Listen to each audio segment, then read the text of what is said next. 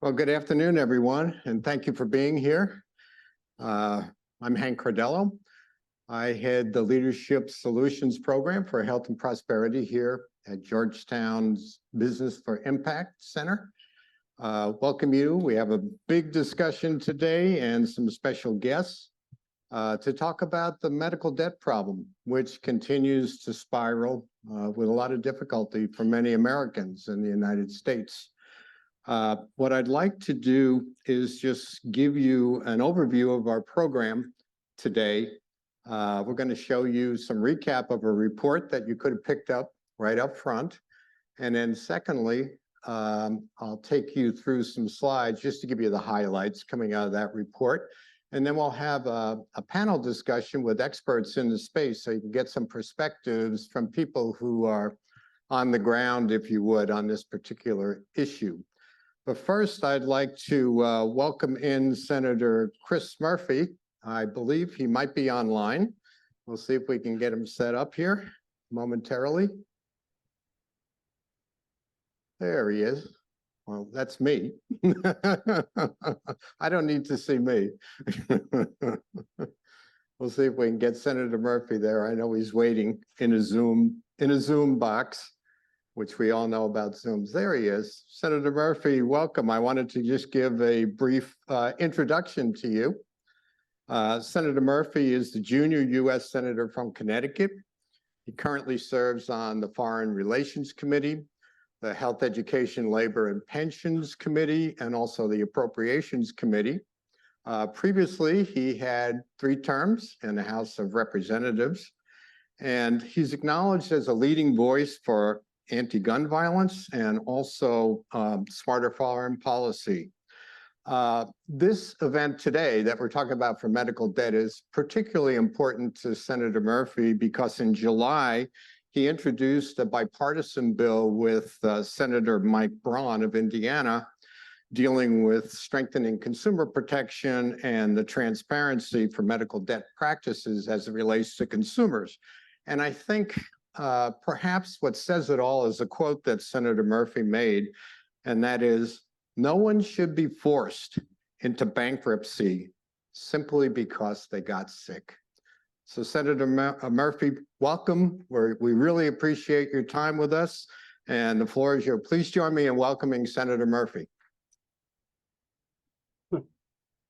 Well, thank you very much. Thanks for having me, and I apologize. My remarks will be brief. We're in the middle of a series of votes here in the Capitol today, but I'm really excited to hear about the outcome of this session and of the panel that's about to come. This issue of medical debt has been important to me for the entirety of my political career.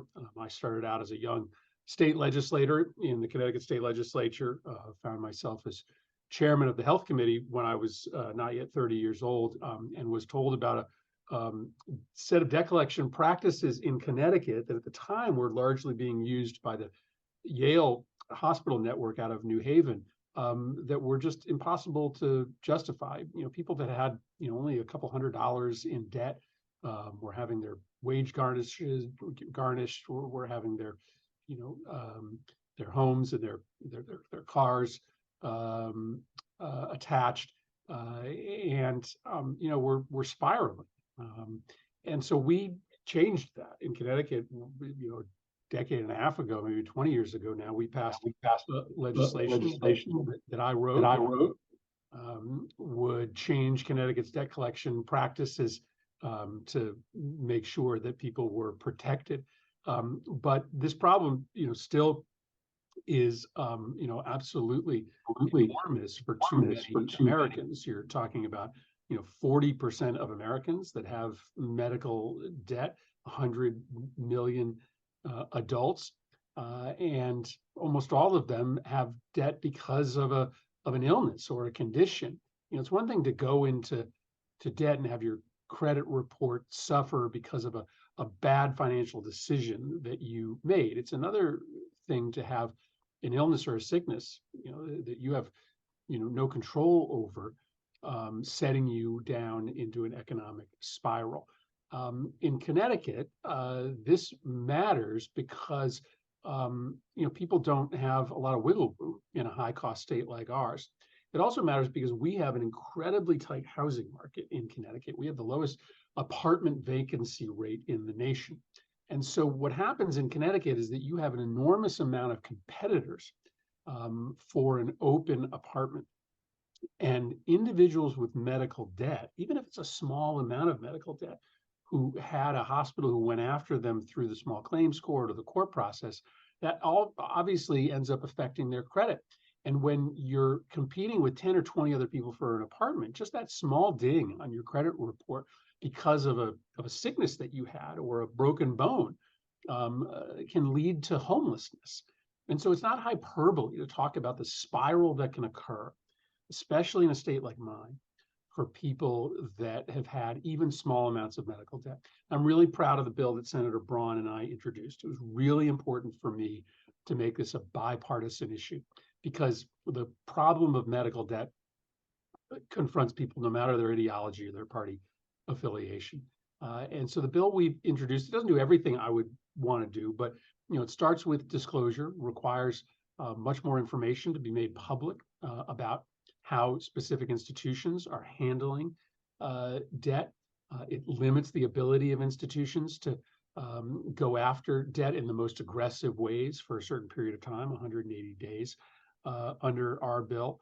And then it mandates that you pursue all other means to get paid, whether that's insurance or signing somebody up for a public benefit plan or a free care program before you go to court to try to collect that debt. And so Senator Braun and I, we do not agree on, big picture healthcare philosophy, but we agree that the balance of power was tilted too far in the favor of a handful of hospitals and healthcare institutions that are just, doing the wrong thing. Lastly, let me just tell you, the rest of our story in Connecticut. When we passed that bill, things got better, and Yale changed its practice. If you now look at the number of cases that get brought to small claims court in Connecticut for medical debt, Yale went from being one of the highest utilizers of small claims court down to one of the lowest utilizers. But we had another hospital, a relatively small hospital in Western Connecticut that suddenly became an outlier about 5 years ago. And we're bringing everybody to small claims court. I'm not even sure that the highest leadership of the hospital knew that this was happening, but they were just abusing their patients and their debtors. Well, in this case, disclosure alone was enough to change their practice. The sort of public shaming of this hospital and the news articles that came out caused them to change their practice.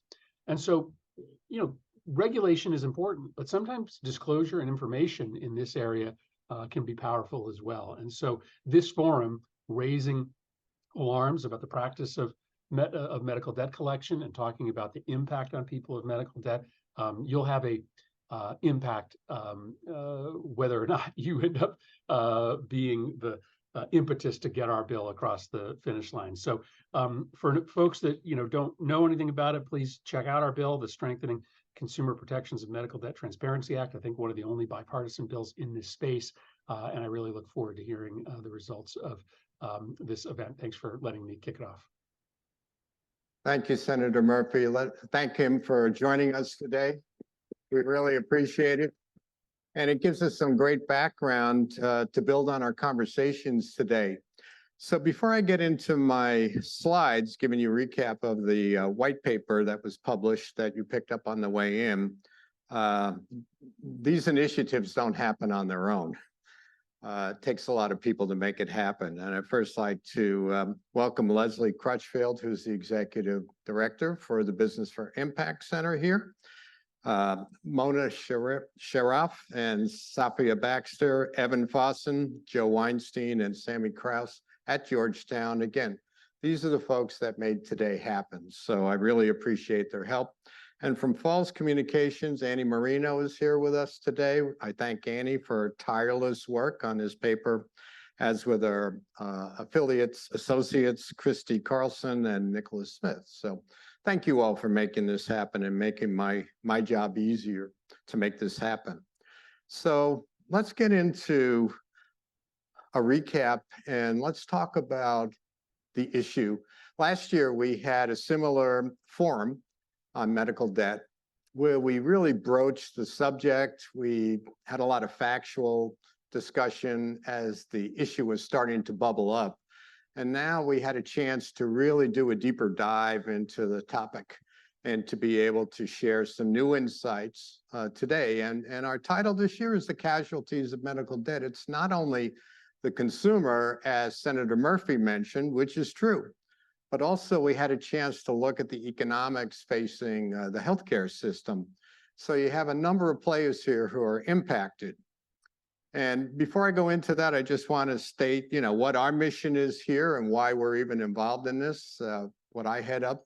Basically, we do rigorous analysis, comprehensive assessments on key health issues affecting not only consumers, but also businesses. So ultimately, we can get to some real world pragmatic solutions, okay? We're not in the business of throwing out a lot of facts and say, see you later. We're trying to affect some solutions here. And I think for our students who are here today, that's an important lesson, that it's not just bandying around issues, but more importantly, crafting real world solutions that could actually impact if something gets solved. So let's talk about our purpose today, what we're going to go over. First of all, want to talk about the problem related to consumers, and we'll talk specifically about a type of consumer we call the ALICE consumer, and I'll define that momentarily. Secondly, want to talk about healthcare providers and how this impacts them. Also want to talk about, Medicaid. There have been programs or initiatives to try to expand Medicaid to help this. We'll talk about that. And we're also pulling the insurers. They're a little missing in action on this particular issue. So we'll talk about ways we think we can engage them. And finally, we'll talk about a new model for the debt collection industry, because there are ways, again, as Senator Murphy touched upon, there are things that could be done here to make a difference. So let's just top line the problem. There's, according to the Consumer Financial Protection Bureau, they estimate that there's $88 billion of medical bills in collection. That's a big number. It's a big number. All right, it's not small. And 23 million people, owe at least $250. And you say, well, it's only $250, but the reality is, and we'll talk about our ALICE consumer, these people are having trouble making ends meet. So any extra $100, $200, $300 really kills them, really, really hurts them. So we'll talk about that. And the bottom line, really oversimplifying it, it's the lack of financial resources. And more importantly, the hidden fact here is it's underinsurance. Yes, uninsurance is a problem, but underinsurance, those high deductible plans that everybody says, oh, okay, my premiums are lower, but I'm still covered, right? Not necessarily. So we'll talk about that also. So let's talk about the ALICE consumer. We're talking about essential workers here, okay, for simplicity. ALICE, asset limited, income constrained, yet still employed, okay? There's 35 million households here, all right? It's a big number. And they're above the poverty line, all right, but they don't get any of the benefits that accrue to those in poverty. There's food stamps and things like that that help those in poverty, but these folks, they're above the line. So guess what? No help, all right? And they're really in this no man's land, So they really have a problem. And, the premiums are hurting them, they're rising. And again, as I mentioned, these small little out-of-pocket expenses really, really hurt them.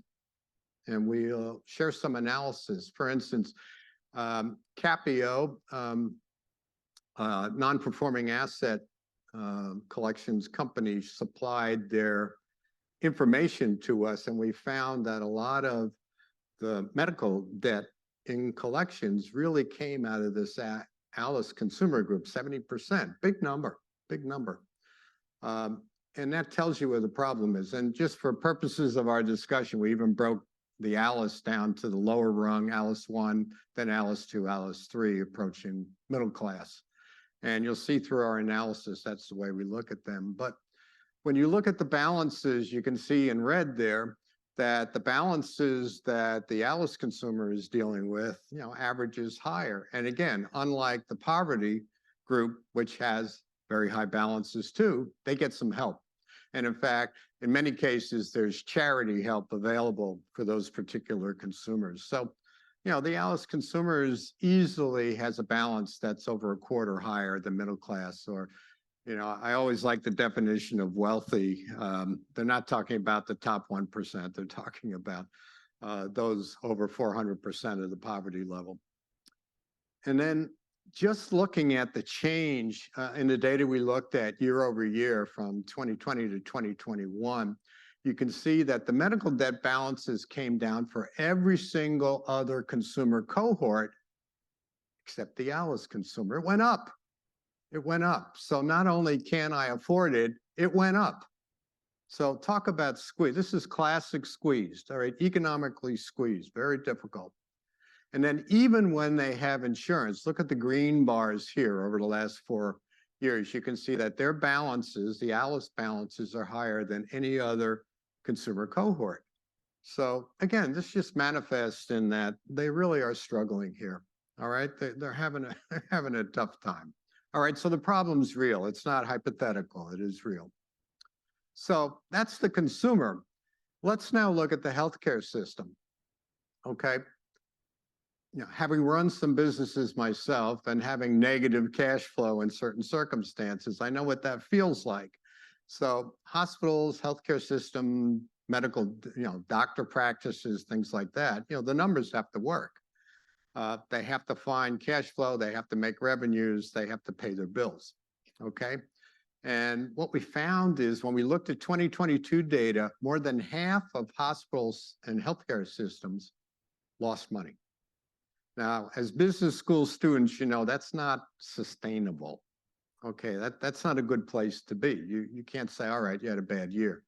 That's a problem. That's a problem. And more importantly, what happens is they start cutting services. All right. And in particular, we're seeing closures on rural facilities, rural hospitals. So now instead of someone driving 10 miles or 15 miles to get to a hospital, they have to go 40 miles. All right. And guess what? I'm not driving 40 miles every time to get my, type 2 diabetes shots or whatever. And that's a problem because people get sicker there. And I raise that issue because we have to be careful about how we approach this problem, because if we make this, let's take away all the revenues of hospitals and healthcare systems, in the end, from our viewpoint, the consumer ends up getting hurt because they really get skimped on services. So we have to keep that in mind as we have our discussion. And when you look at the operating margins, again, you look at these numbers, I mean, hospital costs, whether it's overall or labor or drugs or supplies, whatever, they're approaching up 20% year over year. Whereas when you look at Medicare, Medicaid reimbursements, they're in single digits. So there's a gap there, okay? They can't make up the difference, all right? They're not getting paid dollar for dollar reimbursement for the reality of the cost rises. And we learned last year on our panel that hospitals, the number used to be 5%, what they call uncompensated. In other words, they were not able to collect on 5%. That's jumped now to about 15% of their net revenues. So they're scrambling around trying to find some extra help to be able to, again, help their revenue circumstance. And this example here, these are numbers from medical bills that were moving into collection, non-performing. And you can see that insurance paid out of $5 million that hospitals were trying to collect to make things even. Insurance companies were paying $1.5 million, and of course the patients, they're only able to pay $26,000. These are 28 hospital systems. So they have a gap, $3.4 million on average for each system versus they need 5. That's 68% unreimbursed. So they can't get that money back. So that's why this is a problem. The numbers are real and they're big. They're very big numbers. Now, I want to move to insurers. All right. The opposite of hospital and healthcare system, insurers are making a lot of money. All right. Last year, the top 6 insurers made over $40 billion profit, not revenues, profit. Okay. Business I'd like to be in. All right. And all you business students should want to be in. The numbers are good. All right. Now, what's happened is a lot of the plans have gone to these high deductible health plans. Okay. And what consumers are saying is that, this stuff's starting to kill me. Almost half the consumers are saying, they've had problems with their bills on this. And again, when we look at going back to the healthcare providers, they're seeing maybe 84 to 88 cents on the dollar being reimbursed. So again, you have these shortfalls overall. And, bottom line is, the hospital systems spend a lot of money. 82% of their administrative costs are on all these insurance forms and bills. And our panel is going to help us understand some of this in a little bit. So you can see that insurers really have a role here, and they're not quite fully involved in this, which we'll talk about. I want to talk about one other thing related to this, and that's Medicaid expansion. If you look at the average amounts in debt for those states where Medicaid was expanded into versus those states where it didn't expand, huge difference, about 50% higher number, okay, of the balance of their debt. Okay, they're not getting relief. And that's a huge way to help the consumer. And when you look at it, the ones with the highest medical debt, about 80% are in non-expansion states. And we really see a pattern here too when we looked at, all right, so where is this? It is primarily the southern states, okay, that have not agreed to expand. North Carolina was the last state that agreed to expand Medicaid. And 7 out of 10 of the states are in the South, and you have like Kansas, Wyoming, and trying to remember the other one that didn't expand. So, you have some real issues here. And that's a problem because, again, that could really help bridge the gap. We're also seeing legislative initiatives. Senator Murphy spoke about his bill. The national credit reporting agencies voluntarily have said, you know what, we're going to get rid of we won't report balances that are paid in full. We'll delay reporting for a year now if there's a delinquency, so it doesn't get slapped on somebody's credit report right away. And they're going to remove medical debt balances under $500. So again, on their own, there is some relief being applied to consumers. We also know that there's a lot of state initiatives out there, anywhere from improving transparency, like Senator Murphy said, having bans on credit reporting, charity eligibility screening. In other words, this isn't often done.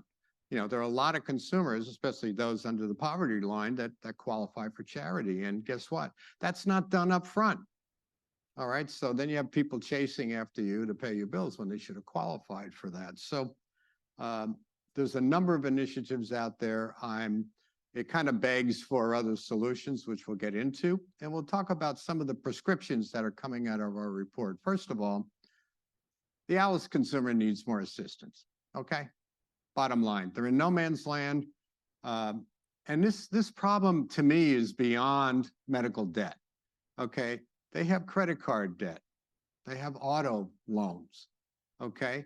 Medical debt is not putting these people into bankruptcy by itself. Okay. It's really the credit card debts and the others. We see that those with medical debt actually have multiple kinds of debt that they're struggling with. All right. And there are things that could be done. First of all, you can put a cap on how much they pay out of pocket. Okay. These people can't afford it. So put a cap on it and just acknowledge that there's an inability to pay, let's say, full bills. Somebody gets a $7,000 bill in this income cohort. No, not going to happen. Not going to happen. All right. Also, adjust the bill up front. Okay. A lot of times this isn't done. All right. So again, you have all this chasing afterwards. And then set affordable, flexible repayment plans that meet their budgets. Okay? All right? When you want to collect on something where they're unable to pay, guess what? That's a problem. Let's talk about hospital systems now. Okay. We need Medicare and Medicaid to keep up with inflation. Okay. You saw the numbers before where inflation hitting hospital and healthcare systems was 20%. Okay. And they're only getting 7% or even less on that.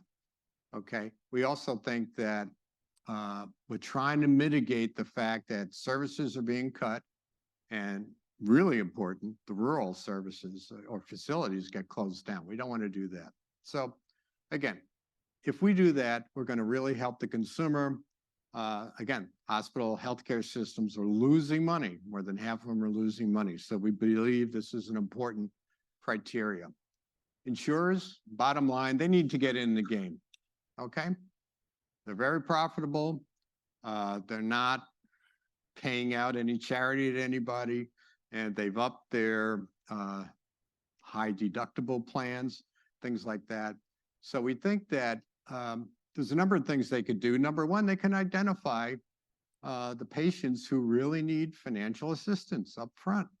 All right. And secondly, you know, let's reduce the maximum amount of out of pocket. I mean, some of these numbers, like, you know, $1,400, X thousands of dollars, these consumers can't pay it. Okay, so let's acknowledge that up front. And then finally, let's get real. Stop the sale of high deductible health plans to folks that can't afford it. You know, it's kind of akin to other problems out there. You know, you look at the real estate crisis going back about 10, 15 years. All right, these subprime loans. Some people shouldn't have loans. Some people shouldn't have policies. So don't give it to it where they can't pay. So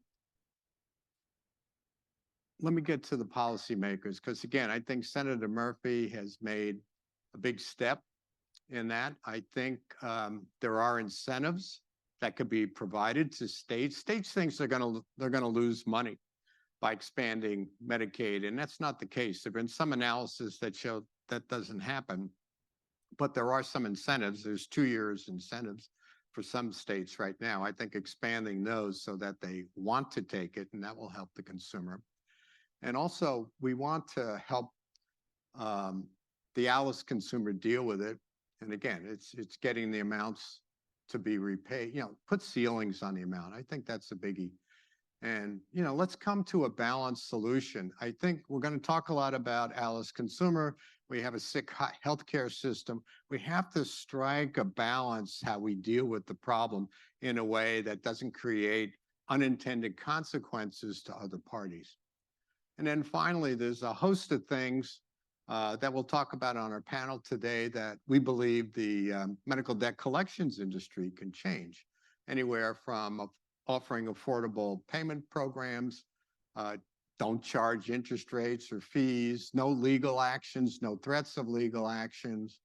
Yeah, we don't want to do any of that.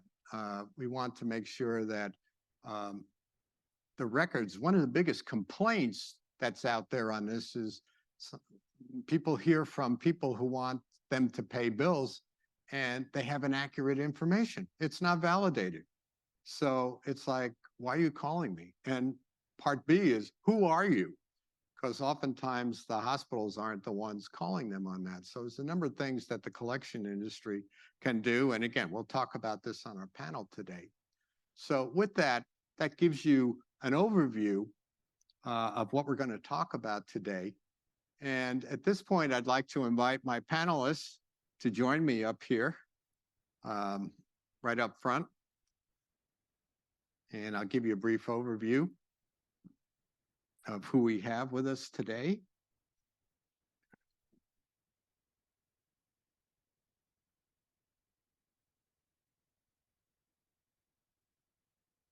All right, so here on my left is John McNamara. John is the Principal Assistant Director of Markets and the Assistant Director for Consumer Credit, Payments and Deposit Markets at the Consumer Financial Protection Bureau. He leads a team that really deals with a myriad of issues: credit cards, medical debt, payments, you name it. This is the guy dealing with that. John has also spent at least 30 years dealing with accounts receivable, medical debt. So he brings experience from both sides of the issue, all right, both from a consumer-facing bureau, at the same time coming with a good understanding of the medical debt. John previously was Chief Operating Officer for asset management, outsourcing, and also worked with as an executive with First Data Company. John's a frequent speaker. He's a panelist. He's an author.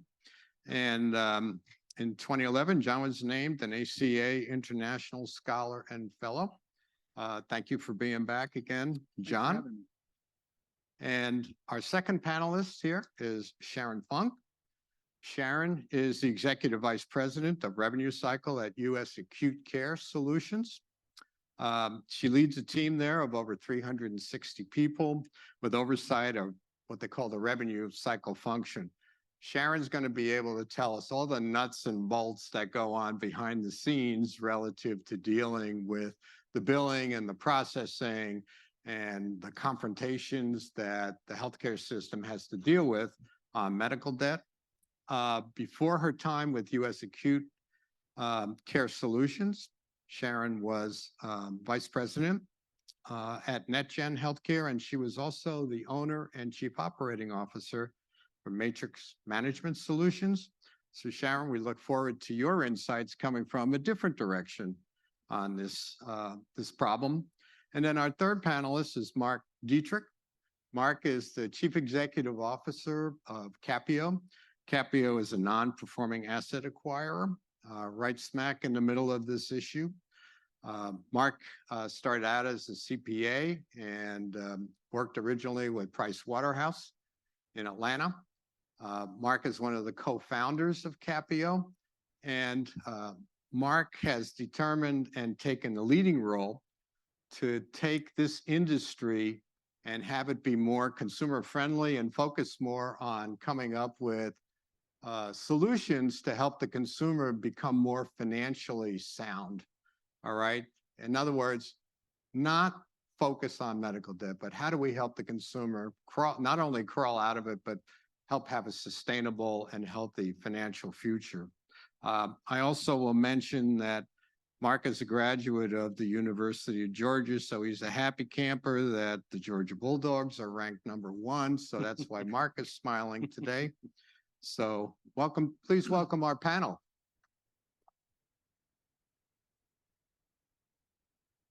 So, John, I'm going to start off with you today, since you've been busy in the press and have a lot of proclamations. And one of the topics is the notion that you've come out with, along with the White House, is the reporting of medical debt. You know, should that or not should that be done? And I guess the core question is, what drove you to that decision, and what's your rationale behind it? And what do you feel, you know, because I mentioned earlier, like 15% is uncollectible, you know, that the hospital systems are struggling with. So how do we deal with helping the consumer at the same time acknowledging that the healthcare providers are having a tough time right now? Yeah, that's a great question, Hank. First of all, the following comments are my own as an individual. They're not necessarily those of the CFPB or our director, Rohit Chopra. Secondly, since I'm at Georgetown, I'd like to make a quick plug.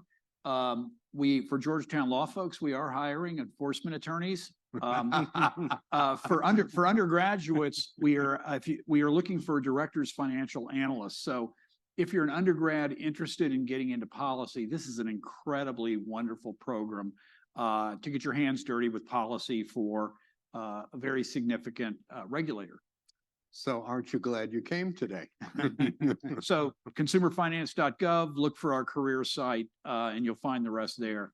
And we really value our directors, financial analysts. So you asked a question about one of my favorite topics, and that is debt collections, trade lines in general, and healthcare collection trade lines specifically. So I've actually had my team produce a number of reports on this because I think it's an area that's so misunderstood. And I think all too common, people and even policymakers think that a trade line, which is an entry on your credit report for a medical debt, is very similar to, if not the same, as a late credit card payment or more appropriately, a late student loan payment or a mortgage servicing payment. And it's not.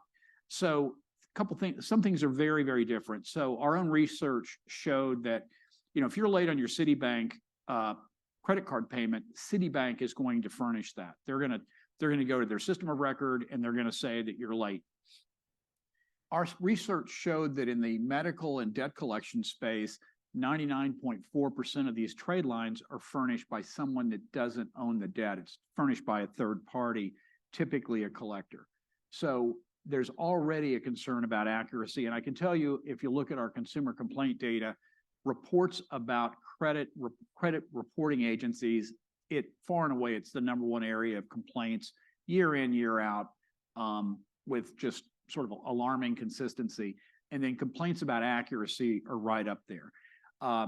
So you've got that going on. It's a very different type of thing. But then as far as the efficacy of a debt collection trade line in terms of collections, I think there's a lot of disconnect there. As a matter of fact, there is so much disconnect that we worked on Regulation F, which is the implementing rule for the Fair Debt Collection Practices Act. And we specifically said in Reg F, if you're a collector, you can't just throw a trade line out there, almost like these are my words, not the rule writers, but almost like a trap. So you lay all these traps for consumers by putting these trade lines out. You never try to tell them they're out there. So when they go to buy a car or get a cell phone or get a credit card, bam, right in their face, they find that trade line and the trap springs. And consumers may pay a debt they don't owe or would otherwise dispute just to get the apartment or just to get the car or just to get the house. And we thought that's really unfair. So we addressed that and said collectors couldn't do that unless they make documented attempts to contact the consumer. So that was a concern. So Reg F has been in play for almost 2 years. So hopefully there's a reduction in that behavior. But we also saw, and our director basically said that in the medical space, collection trade lines are a way to coerce a consumer into paying a debt they might not otherwise pay. And so there is a lot of concern about that. And we've been looking at these. So there's concern about that. But what's really fascinating is absent what the national credit reporting companies did, trade lines are kind of dying anyway. Collectors have stopped using them. And again, folks like Mark here, who are in the debt collection business, I presume you're a good businessman and you're all about risk minimizing, profit maximizing behaviors. I think collectors are increasingly finding that if they furnish these trade lines, they are actually incurring costs to maintain the accuracy. They're bringing on risk to themselves that those balances are accurate. They're drawing lawsuits from private attorneys because there is a private right of action for that. They can draw the scrutiny of regulators. And, if you want to read a real debt collection horror story, I guess we're one day past Halloween, we entered a consent decree with an agency, a healthcare agency called Phoenix Financial. And it's worth reading that consent decree because we felt they were not responding to complaints. They weren't managing it properly. They were trying to use a software to help them do better. And I think the software actually may have made them worse. So, be careful if you're buying something that's branded as AI empowered, it's going to make your life easier. Sort of everything bears watching. So, you've got that going on. But the trade lines are dropping and we're following that. We noticed that from 2018 to 2022, the number of medical debt trade lines dropped from 275 million to like 165 million or something like that by 38%. So without us doing anything, they were going away anyway. And then on top of that, you had the national credit reporting companies, Equifax, TransUnion, and Experian. Shortly after we issued a report that about just the total burden on consumers of medical debt, the toll that it takes on their health, the toll that it takes on their mental health and physical health, and also the toll that it takes on their financial health. Shortly after we issued that report, the national credit reporting companies announced that they were going to get rid of the vast majority of these debt collection trade lines or traps. And then one of your questions sort of asked about collection trade lines getting consumers to engage. And I'm sort of always fascinated by, I think the moral laws in effect, personal opinion, people kind of forget why it's there and what it said. And so the Fair Credit Reporting Act, and I think the credit reporting system is designed to help with underwriting, accurate underwriting of consumer loans. It's not a tool for debt collectors to talk to debtors and maybe scare them into calling them. And, you know, we have seen collection agencies that operate by just putting all these trade lines out and then just sitting back, arms folded, waiting for that poor consumer to stumble into it and then pick up the phone and call and say, hey, I need to get rid of this thing right now, and I'll do whatever it takes. So it's not intended for that. As a matter of fact, Section 806 of the Fair Debt Collection Practices Act, under harassment, sort of forbids the publication of a list of consumers who allegedly refuse to pay debts. Now, 806 goes on to say an exception would be consumer reporting agencies, but if you're using a consumer reporting or those trade lines to coerce a consumer to pay, you might be more into the spirit of harassment under 806 than you are actually following the law. But yeah, Hank, you referenced a rulemaking. It was actually a CFPB rulemaking. I think our director announced it with Vice President Kamala Harris at the White House. So it's our rulemaking, not theirs. Not that we're grabby or territorial. But so we are the primary regulator for the Fair Credit Reporting Act, which goes all the way back to 1969. And at its heart, it is a privacy rule. And I think it's important as we engage in this rulemaking to keep that in mind. And credit reporting on medical debt was only allowed by an exception that came into being in 2005. Again, under that privacy umbrella, there were concerns about the use of medical debt in underwriting. And I think that's what Congress was thinking about. So we're proposing to remove that exception, which would ban the reporting of medical debt on credit reports. And it would also prohibit creditors from using that information to determine whether or not you deserve credit. And just going through some of the highlights of that report you issued, it seems like, you know, a consumer that might be really a good risk may be suffering from medical debt that might not have that much relevance to whether they can pay or not. And I think I had one more point, and I almost always forget my last point, but bear with me one second. I think that might, here's the other thing. Industry basically must have said, I really doubt that Equifax and Experian and TransUnion got rid of all those collection trade lines without talking to their customers, right? Because they too are risk minimizing, profit maximizing entities. So I assume they called their customers and said, hey, Citibank, you know, hey, Sally Mae, would you mind if we got rid of this? I mean, would you still be our customer? I don't know they did that, but I assume they did. So I think they must have gotten signals that that information wasn't really valuable to underwriting. And we certainly infer this from the fact that FICO has progressively devalued. And FICO is one of the two big companies that provide credit scores. They've regressively over the years, they've reduced the value they place on medical debt. And then VantageScore, which is the other big scoring company, announced that its VantageScore 3.0 and 4.0 wouldn't consider medical debt at all. So I think what they're realizing, I think their data scientists are realizing that, yeah, you may have a medical debt, but it isn't just like a late Citibank card. It's different. And therefore, you might not be that as risky. Someone with a medical debt and a late credit card may be way less risky than somebody with 2 credit card delinquencies.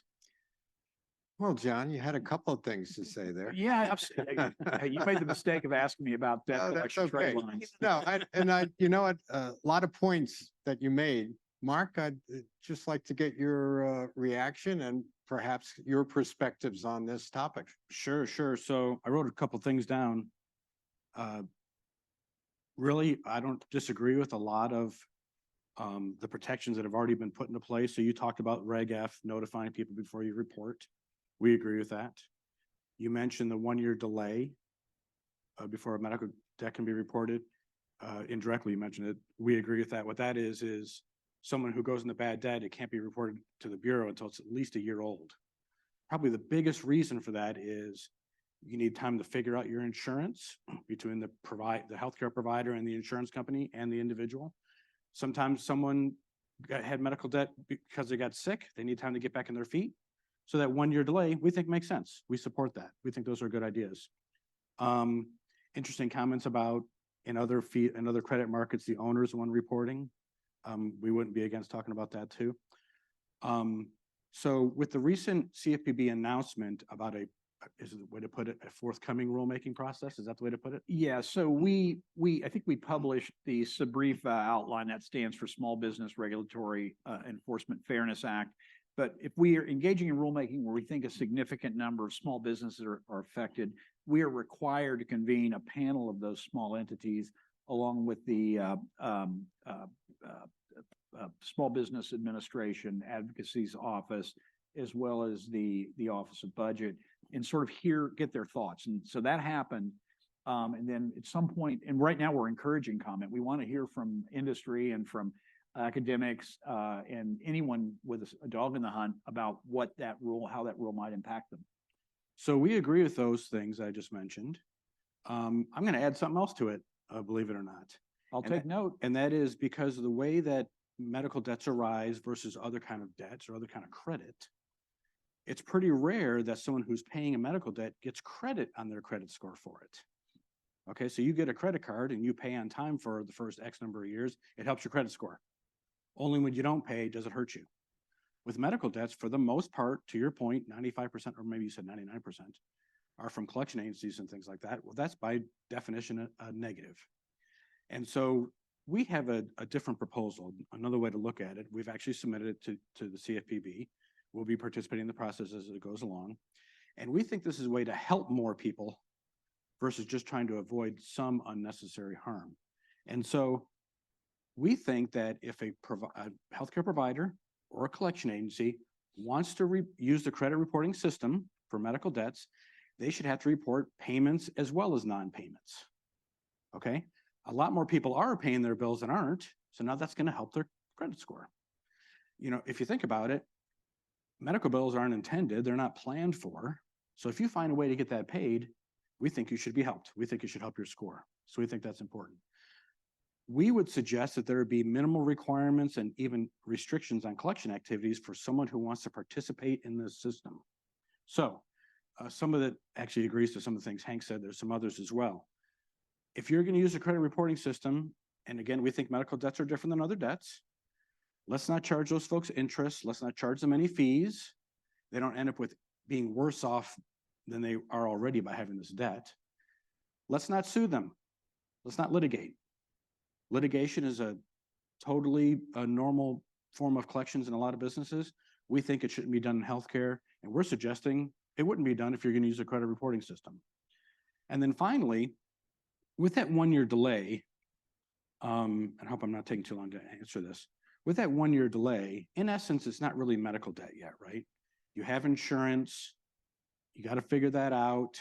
You get a little bit of time. The consumer wants to do what they're supposed to do under the insurance plan as well. It really only becomes debt after a year, after it's old. Okay. We suggest that at that point in time, someone with a medical debt shouldn't be forced to pay too high a percentage of their income. I think maybe you kind of mentioned something like that in your presentation, Hank. And that the percentage would have to be figured out. Things like this are done in other worlds. Are things like this done with student loans, maybe? A cap on a percentage? Like an income-driven repayment plan. Yeah, and so if someone says, hey, X percent of my income is only $500 a year, that's all they can pay. That's all I can ask them for. That's all I can report on the Bureau.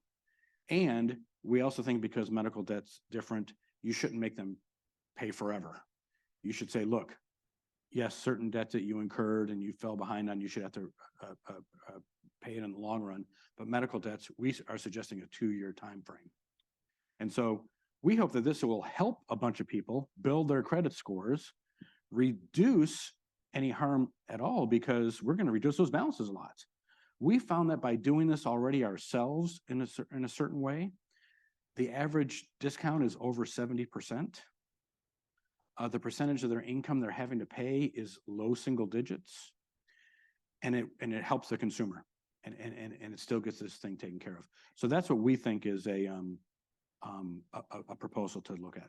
And if I might, Mark reminded me of the point that I forgot earlier. That is, if you Google, will my medical debt be furnished? You will find language on the internet from Equifax, Experian, and TransUnion that will tell you that most medical debt isn't furnished. I think, Hank, you used a number of 88 billion as the amount of medical debt that collections. Americans were carrying. And that's, I didn't come here to correct you, but that's how complicated this is. That's only the trade lines that are furnished. And we know that many, if not most healthcare providers, they don't furnish, they don't make their collectors furnish, or some won't let their collectors furnish. So that's one thing that concern I've always had about medical debt trade lines is it's very capricious. The person sitting next to you, you and the person sitting next to you could have equal balance sheets, but just by the luck of the draw, somebody gets furnished, somebody doesn't. So it hits like that. And then collectors will delete those trade lines oftentimes if the consumer complains. So they don't stick around. So it's really makes it even kind of less valuable to judge whether somebody's a credit risk or not. And then the other thing that was kind of horrifying to me that we found in our study was that just the racial disparities, that if you were Black, you were like, I think 50% more likely to have a collection trade line on your credit report. If you were Hispanic, it was like 30% higher. So, big numbers higher than white consumers. Well, I wonder if that might be tied to the geography we spoke about, just looking at Medicaid expansion and also looking at where the medical debt, 79 out of 100 counties, if you would, have medical debt, and mostly in South, and you have higher populations there. So that might tie to that. Before we leave this particular question, though, I do want to get Sharon's perspectives. Again, you have a network over 7,000, physician practices, and you're on the front lines of this. I'd be curious to get your points of view. Yeah, I think, can you hear me okay? I think what Mark had said about what happens before 360, what happens before it becomes medical debt. I think I'm here to represent that what happens before it becomes medical debt, right? I think that for my position, we are an emergency medicine group. So we have patients, first of all, we have to see patients, right? We don't turn anybody away by law. And I think that many providers want to do the right thing. Our mission is to care for patients. My job is to care for those who care for patients, right? But that whole process, people come to their provider or the emergency room in their most dire need, their time, right? They receive great clinical care. And then what happens after that? And I believe that the whole financial experience is just as important as the clinical experience, because you can have a very good clinical outcome and then the financial experience is horrible and that whole experience gets blurred. Or, you might have a very negative clinical outcome and then the financial experience makes you relive that and makes it even worse. So I think the big picture here is to try to continue to focus. I love that we're talking about this topic, but how do we focus on solving it before it becomes debt? I do want to talk about the debt in a minute, but I think that people, underestimate what providers, hospitals have to do to make that happen. I think there's really three parts to the equation, right? It's definitely the patient, it's the provider or the hospital, and the third representative is the insurance company. We won't have to go down that rabbit hole today unless you want to talk a little bit about it later, but administratively, you all know if you've been to a service, you've been to provider, hospital, and you get bills, and how many of you have had to call your insurance and the provider and the call centers and trying to figure it out? I have colleagues of mine that go somewhere and have the same situation, right? So in solving that whole problem, and I think transparency to the patient to make sure that they understand what they're getting billed for, why, and that is half of the problem. Most patients don't understand their benefits. I'm talking about the underinsured. We certainly have the uninsured, two populations for us, but the underinsured, which you're kind of talking about, the Alice population, they don't understand the benefits, or they had to sign up for something because they couldn't afford anything more, but hoping they don't get sick, right? But when they do, then you do have providers that we have to be available. You want a solid healthcare system in your community. So unintended consequences, I think, of some of this are going to be, well, what about the providers in the hospitals? It's a significant portion of our income. And if you just, start to take that away, we have to find other ways to finance that and to solve for that. So I just represent that whole process. And we're doing so much in the space between zero and becomes medical debt to help our patients. Most providers and most hospitals do. I think the stories get out, the bad stories get out, but most providers, we have, technology and people and process in place to try to do all that for patients. I don't think patients really understand that or appreciate that, what all goes on behind the scenes to try to get their bill paid for them.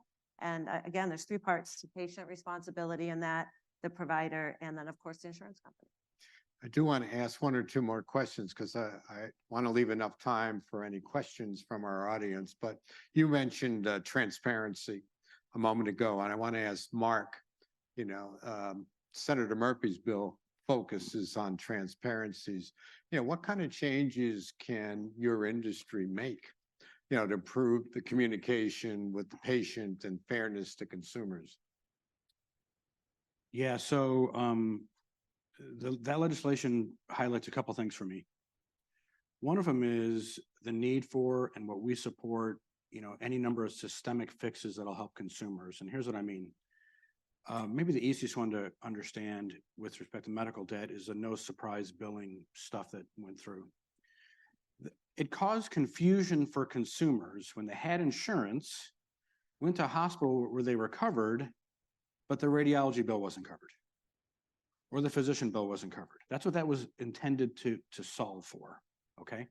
And we got a lot of questions about that as we're dealing with consumers. So if we can get rid of that confusion, solve for those things, we'll avoid a bunch of medical debt. We totally support those things. Transparency about the bill and how much it's going to be is another example. So we support a lot about that. I don't know his bill, the specifics, but I'm saying I do think that there are systemic fixes that can help a lot, okay? Number 2 thing that it highlights for me is the accuracy of the debt balances, okay? I'm going to agree a bunch with the more CFPB stuff again, John. You have concerns that balances aren't right and we don't have the ability to know if they're right. I think there's certain bare minimums that have to be in place, okay? The providers need to have robust systems so that balances are constantly kept up to date, no questions asked. They need to pick partners like collection agencies who can do the same.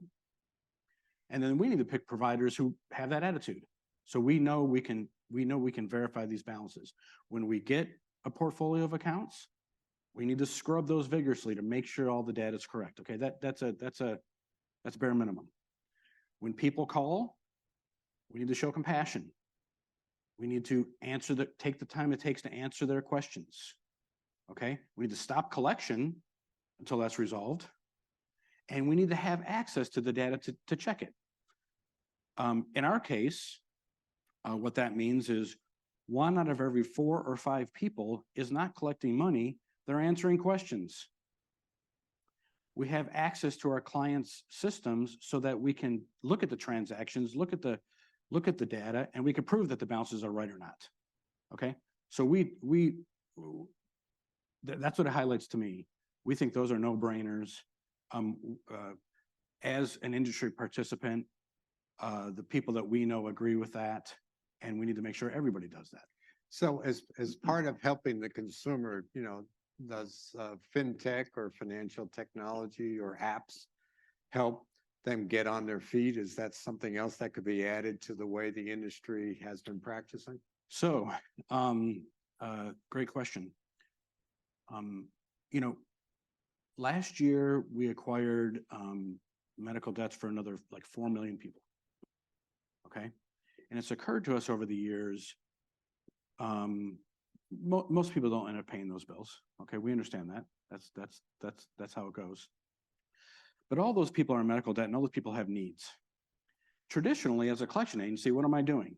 I'm trying to collect a little bit of money from them, and then I'm done. I'll never talk to them again.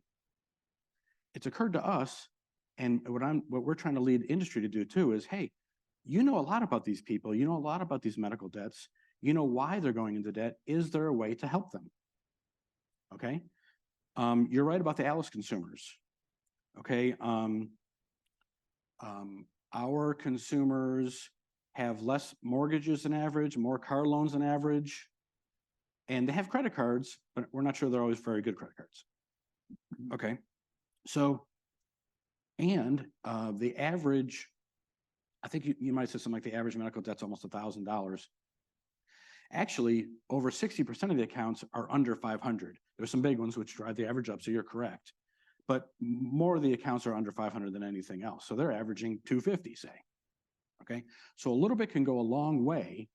Can we help those consumers solve that, not just for this bill, but beyond, so they stay out of medical debt in the future?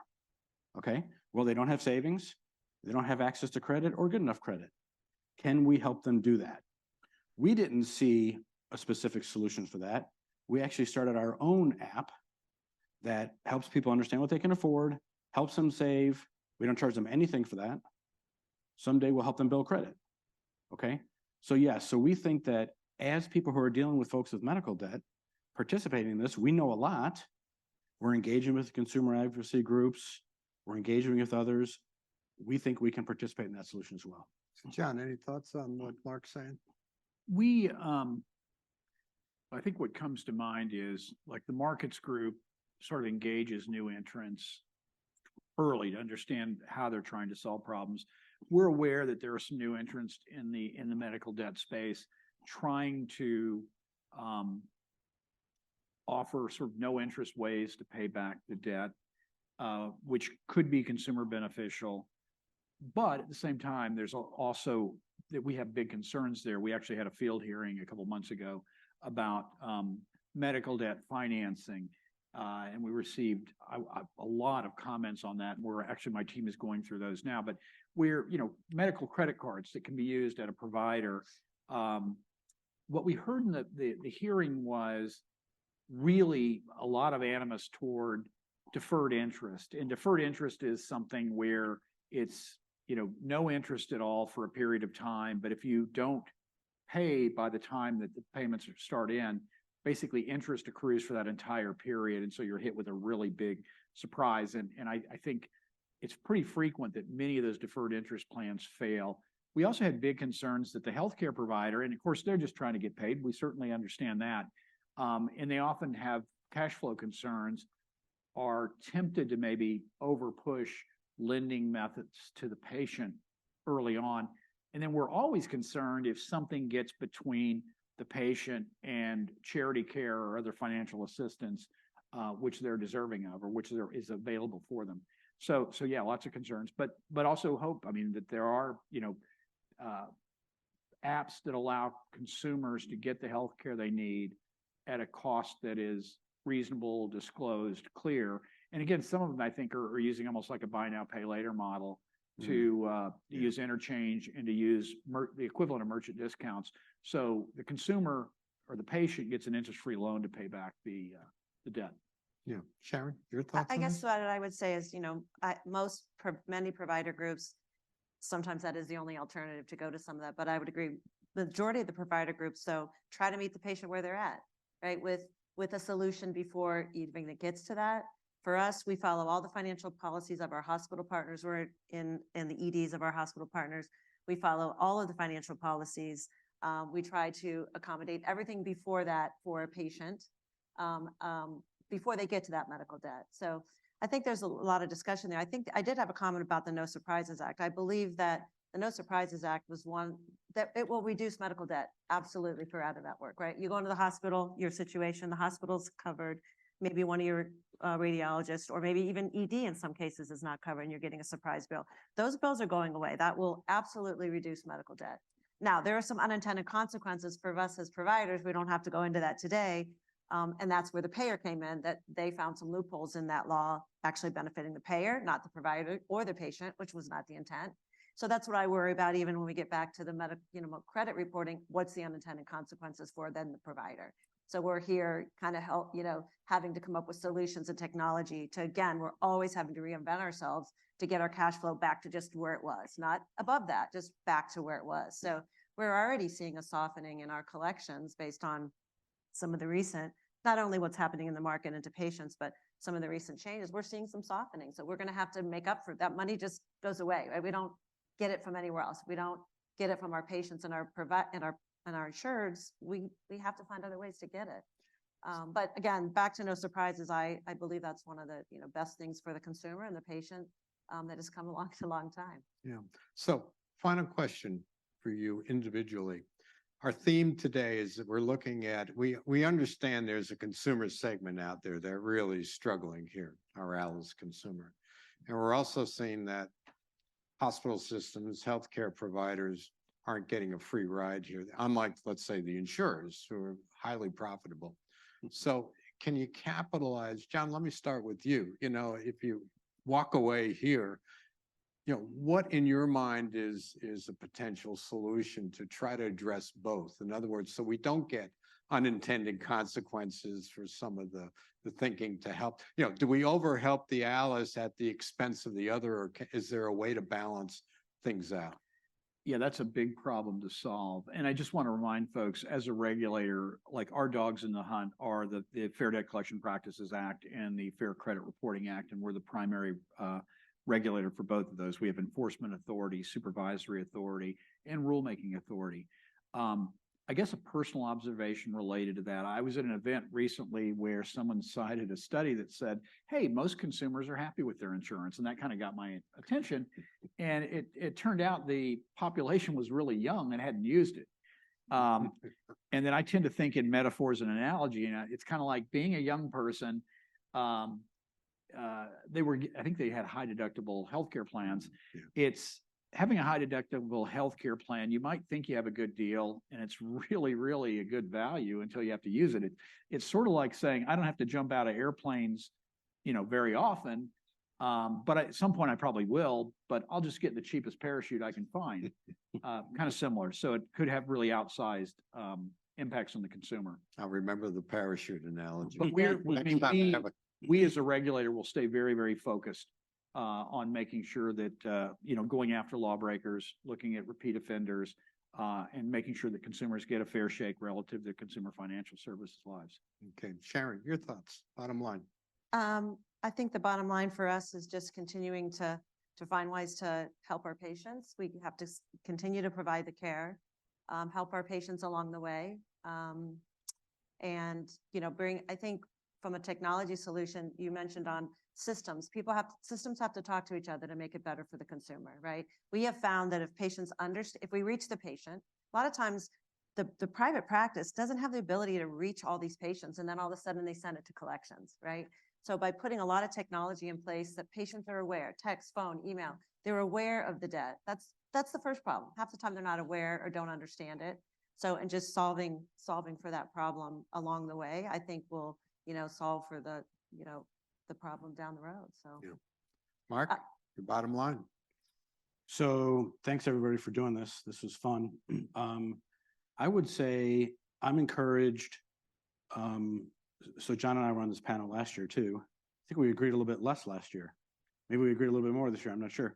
But I think there is overlap. There is agreement on what some of the issues are. I'm convinced that industry does want to solve these things, and they do want to do the right thing. That's why we're doing it. And so I hope we can keep trying to work together and keep trying to find solutions, especially Sharon, when you said, look out for those unintended consequences, for sure. And I know the process is partially designed to look into that.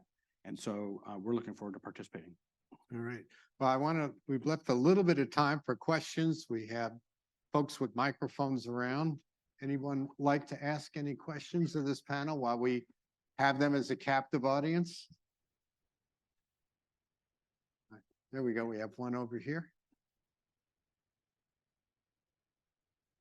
Hi, I'm Amanda Seitz with the Associated Press. Thank you guys for hosting this. I was curious if you could address how you think Medicaid redeterminations are going to contribute to the medical debt crisis over the next couple months.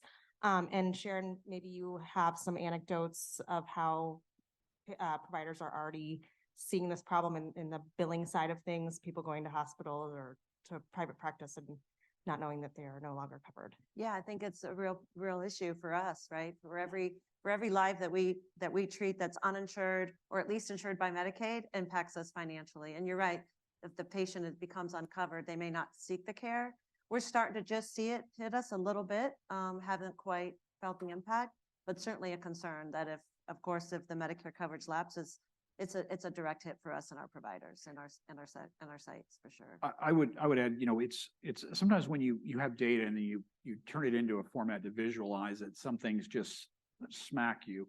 And when we were doing some of our work, and I think the JAMA's work came to the same conclusion or seemed to be rhymed with it anyway.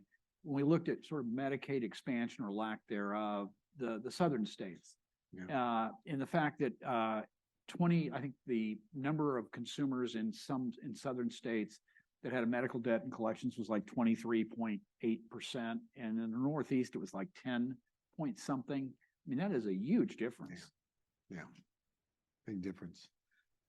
Any other questions for our panel? Question from the Zoom chat. They asked, what do you see happening in the next 3 years, the next 5 years, and the next 7 years? You want to take that one?